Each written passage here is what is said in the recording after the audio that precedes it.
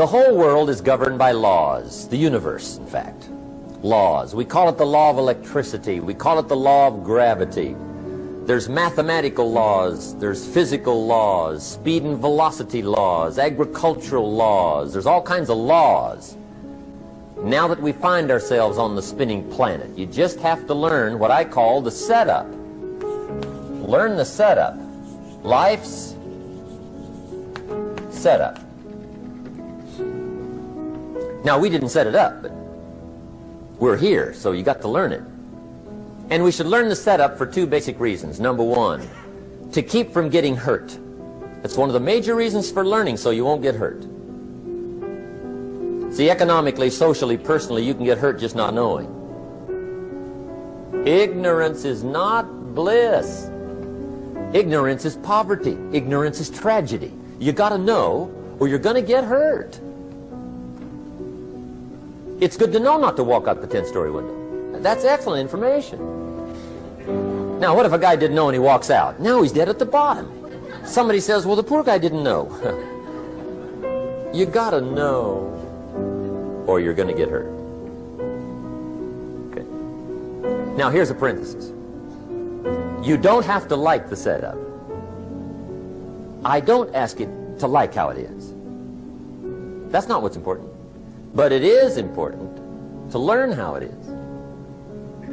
Okay? So you don't have to like it, but you should learn it. That's what I tell the kids, right? Make sure you get the information. What you think about it, that's up to you. What you're going to do with it, that'll soon be up to you. But make sure you get it. See, there's nothing worse than being stupid. Nothing. I mean, being broke is bad, but being stupid is awful. And what's really bad is being broke and stupid, right? That's about the end of the world. I mean, there isn't anything much worse than that. Unless you're sick. Sick, broken, stupid. I mean, that is it, right? There's nowhere else to go.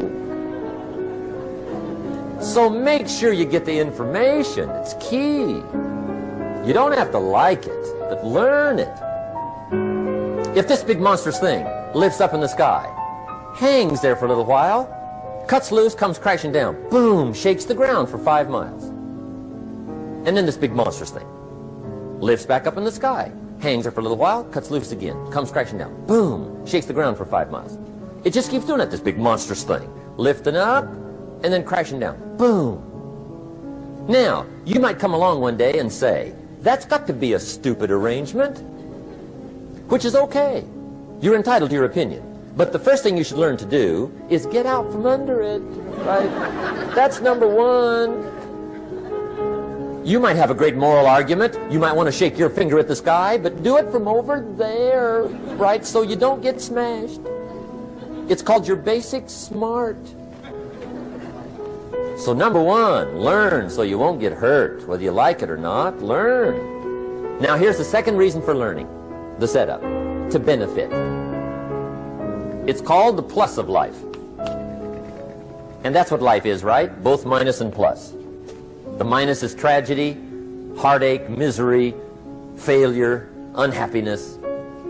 But life is also happiness, prosperity, good feelings. So here's the key. Learn to get on the good side of the way things work.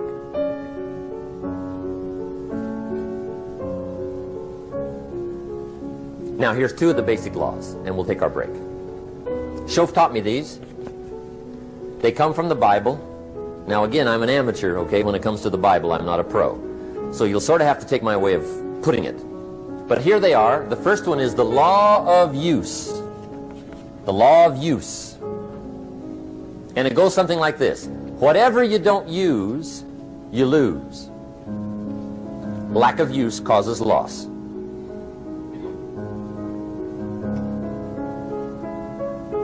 On this planet, maybe not the next one, but on this one, if you tie your arm to your body, leave it there long enough, you'll never use it again.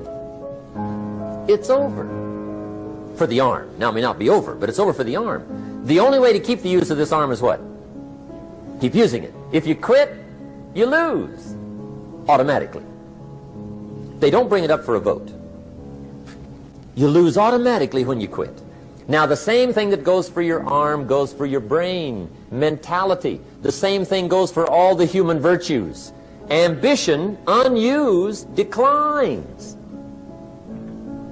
Strong feelings, unused, diminish. It doesn't grow, it diminishes. Faith, unused, decreases. It's a law. Vitality, unused, diminishes. Energy, unused, decreases. The guy says, well, I'm going to save up my energy. You can't do that. That's like trying to save today, put it on the end of the year. See, you can't do that. They'll come take you away. If you don't use today, what? It's lost. The guy says, well, I'll work twice as hard tomorrow to make up for it. See, that's foolish. You could have done that anyway.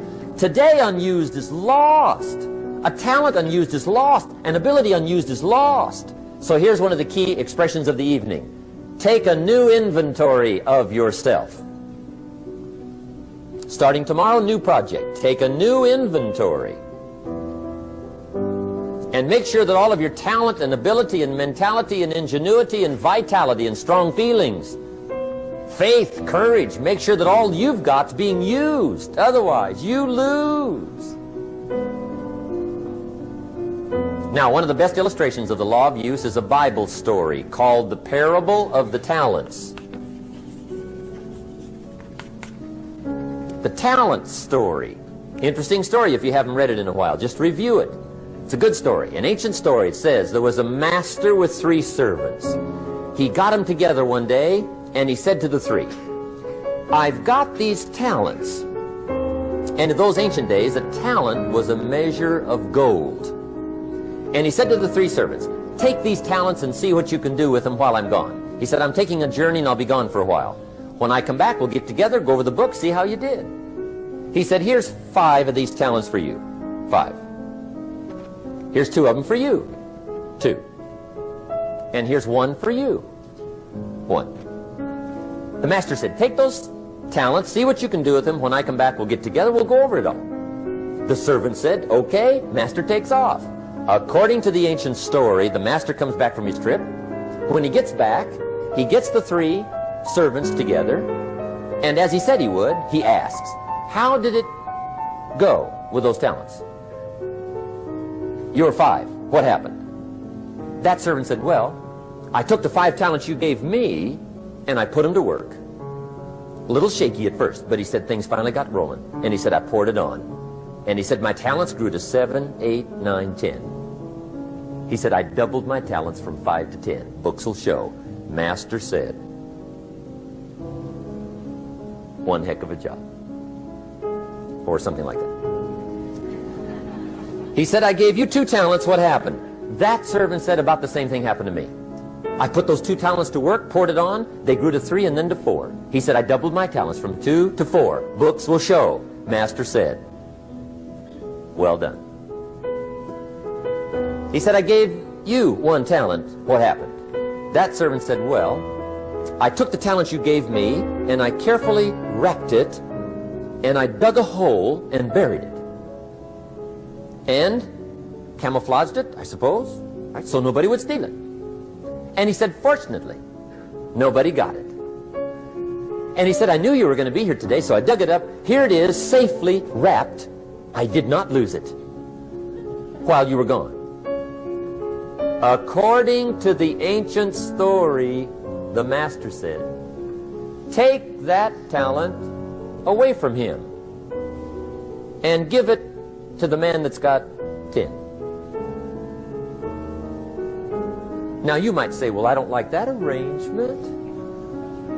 The poor guy's only got 1 talent. He's already got 10. It ought to be more even.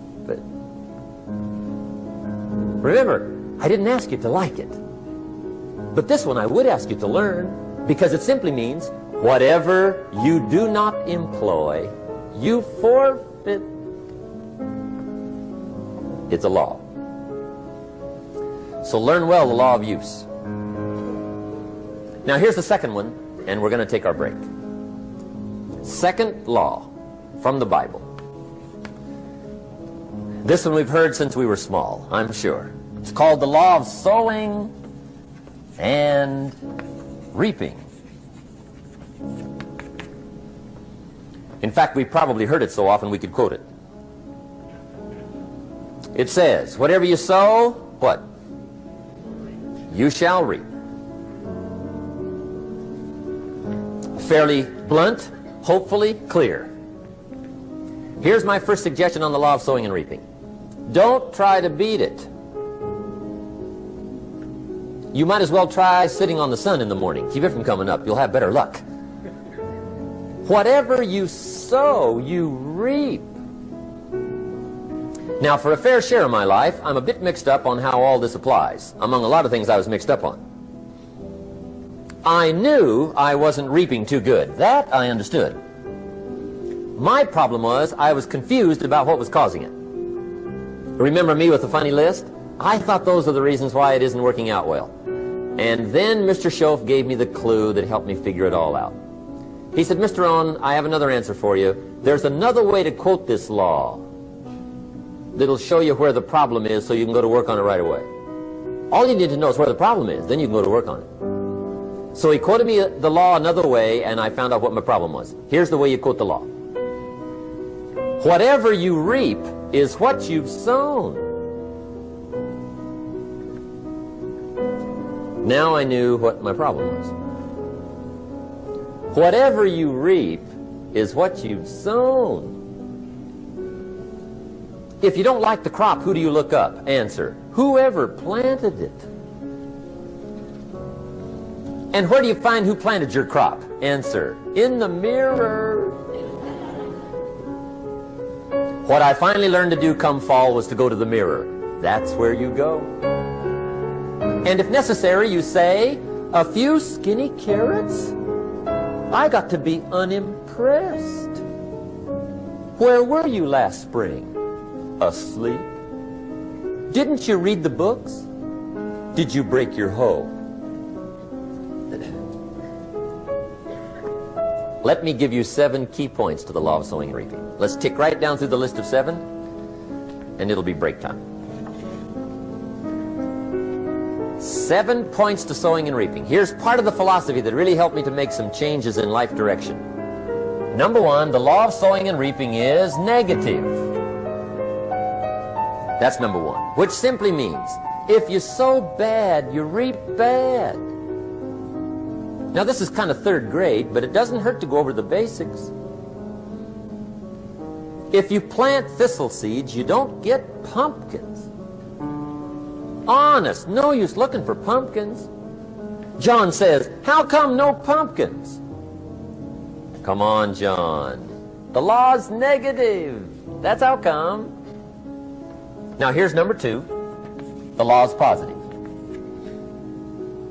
Which simply means if you sow good, you reap good. If you plant pumpkin seeds, you don't get thistles. Not from pumpkin seeds. Mother Nature won't pull tricks on you over in the corner, snicker and push new thistles and you planting pumpkin seeds. She won't do that.